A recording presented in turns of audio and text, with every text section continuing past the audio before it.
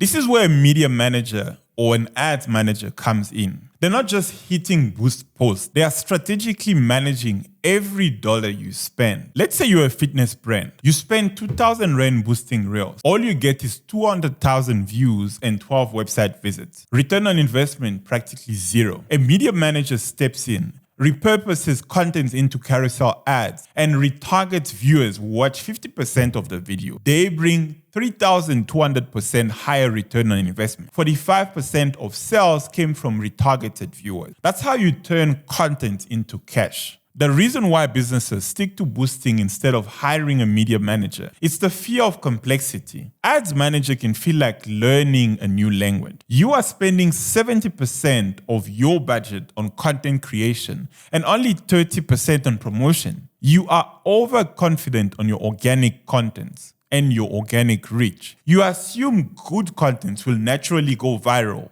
Really? In Instagram? In 2025, high-performing brands allocate budget 50-50 for content creation and for paid promotion. And this is the way to escape this mentality. You need to integrate videographers and media managers. Let the creatives and strategists work together. You need to adopt a full funnel campaign. You need to use boosting for awareness, but ads manager for conversion. You need to leverage A/B testing. You need to test your call to actions, your captions, and formats to see what actually converts. And if you're a videographer, you need to upskill in platform-specific metrics, watch time, call to action placement, conversion tracking. You need to create content with intention. Every second, every frame, every word should drive action, not just look good. Content is powerful, but only if you know what to do with it. And boosting without strategy is the same as burning money. In 2025, the real winners will be those who treat content and paid media as two sides of the same coin. Please hire a media manager. Use an ads manager strategically. Track